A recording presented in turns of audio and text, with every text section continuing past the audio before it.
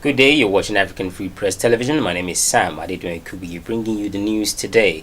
First, the headlines. Buhari sacks Maina and queries recall. Court orders Jonathan to appear as Metu's witness. IPOB says federal government is trying in vain to pin Kanu's absence on Abaribe. Funds in 46 million bank accounts without BVN may be forfeited. Now the news in detail. President Muhammadu Buhari has ordered the immediate dismissal of the former chairman of the Presidential Task Force on Pension Reforms, Mr. Abdul Rashid Maina, from the Federal Civil Service. The special advisor to the president on media and publicity, Mr. Femi Adesina, announced this in a statement on Monday. President Buhari also ordered the head of civil service of the Federation, Mrs. Winifred Oyo-Ita, to submit a report on the circumstances surrounding Maina's reinstatement to his chief of staff, Abba Kyari, before the close of work on Monday, 23rd of October.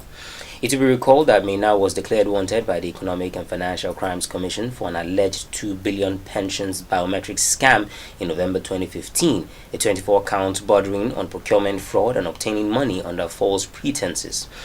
He reportedly disappeared from public glare only to resurface in October 2017 to take charge as an acting director in the Ministry of Interior, with his returning sparking reactions and outrage. President Muhammadu Buhari, also using his official Twitter handle, announced Maina's disengagement. Following this, the Senate, after its sitting on Tuesday, resolved that the Committee on Public Service and Establishment investigates how Maina got into the country after he left the shores of the country after being on investigation by the EFCC.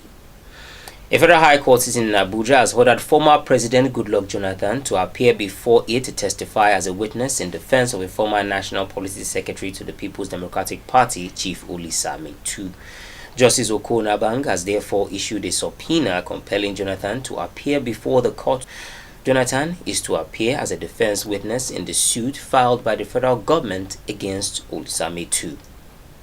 Metu is facing trial for allegedly receiving 400 million naira out of the $2.1 billion arms funds from the former National Security Advisor to Dr. Jonathan, Colonel Sambo Dasuki. Metu's lawyer, Onyechi Ikpeazu, has earlier told the court that he would subpoena the former president as his defense witness during a session at the Federal High Court in Abuja on Monday. Ikpeazu further said that a letter has already been written to the former President Jonathan, but he was yet to respond. A federal high court sitting in Abuja has ordered a temporary forfeiture of funds and freezing of accounts domiciled in 19 banks not covered by the Biometrics Verification Number, BVN.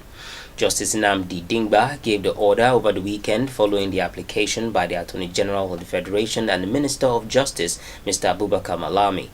The orders covers individuals, corporate bodies, government agencies without BVN across the country. The judge also ordered the 19 banks to file an affidavit of disclosure before the courts, which should be disposed by the Chief Compliance Officer of all accounts of those orders are directed to.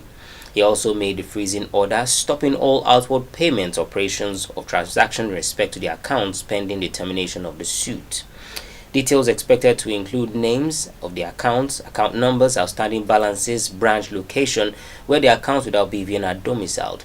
Justice Dingba also gave an interim order appointing a bank examiner from the central bank to scrutinize the books of the banks to ensure they comply.